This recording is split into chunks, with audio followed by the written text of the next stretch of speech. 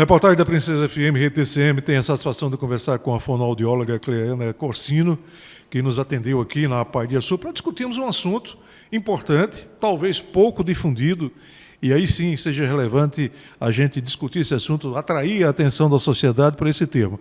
Mas tudo a partir da edição de uma lei estadual que acompanha uma legislação nacional, criando o Dia Estadual de Conscientização da Apraxia da Fala Infantil.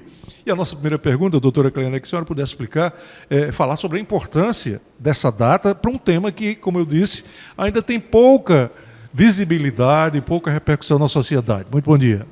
Bom dia a todos. Primeiramente, agradecer, a oportunidade de estar falando de um tema tão importante e pouco divulgado. Quando se divulga pouco, então o conhecimento fica pobre, vamos dizer assim, Então, essa lei, que determinou que dia 14 de maio vai ser sempre o dia que nós vamos enfatizar essa patologia, vamos dizer assim, que ela sempre vem associada a outras, é bom lembrar que eu vou falar mais um pouco. Então, é o Dia Nacional da confraternização, da conscientização da fala, da apraxia de fala na infância, que nós, fonoaudiólogos, falamos que é a FI, apraxia de fala na infância. Então, isso é muito importante, justamente devido à pouca divulgação. Cleana, para a gente ser bem didático, o que é a apraxia? Como é que ela se manifesta? Como é que é perceptível numa criança, num adolescente? Como é que a gente visualiza esse problema? Bom, a apraxia é um distúrbio, que é a nível neurológico, então um distúrbio na área motora. Então, o indivíduo, ele raciocina para que consiga emitir a fala, os sons, mas ele não consegue decorrente dessa dificuldade motora que ele apresenta. Então, a gente pensa assim, para a gente se comunicar, a gente precisa falar. E para a gente falar bem, a gente precisa de uma boa articulação. Então, o que é articulação? É o movimentar corretamente, de forma funcional, os órgãos fonoarticulatórios. O que são órgãos fonoarticulatórios? Que são os lábios, a língua, o palato mole, o palato duro, a faringe. Então, essa apraxia, ela dificulta a fala justamente por isso, por não conseguir que o indivíduo promova de forma correta esses movimentos. Para o profissional, como é que ele atua no sentido de chegar a um diagnóstico dessa causa, desse problema, e como se trabalha o tratamento, evidentemente, para as pessoas que são acometidas pela apraxia?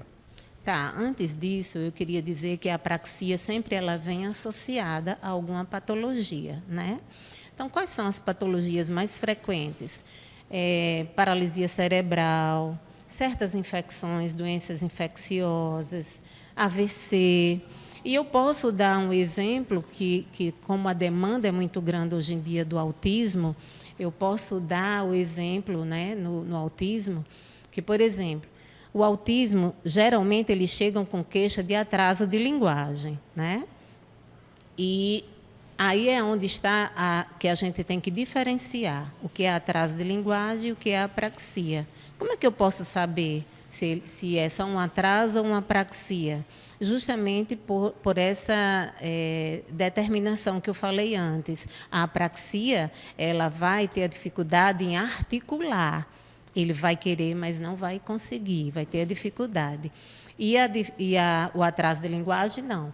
O atraso de linguagem, quando você começa a estimular, como ele tem as funções dos órgãos fonoarticulatórios bons, em bom movimento, vamos dizer assim, então ele vai conseguir com mais facilidade. Quando a gente faz um certo período de tratamento e a gente não vê esse retorno, não tem esse feedback positivo, então a gente começa a pensar em uma possível apraxia. Essa apraxia, o que é que acontece? Quem dá diagnóstico é o fonoaudiólogo, porém, ele tem que ter uma especialização para poder diagnosticar É muito complexo. É muito complexo você perceber e muito complexo para poder dar. Você tem que estar muito preparado para poder dar esse diagnóstico. Por isso que exige a especialização. Em relação ao tratamento, né? Como ele vem sempre associado, e como eu expliquei, deu o exemplo da criança com autista, né? Com TEA, transtorno do espectro autista, ele chega, na verdade, o que é que o autista apresenta? Ele não consegue fixar o olhar, ele não consegue, ele tem alterações cognitivas de atenção, de concentração, de memória e a fala em si, né? Dificuldades na fala.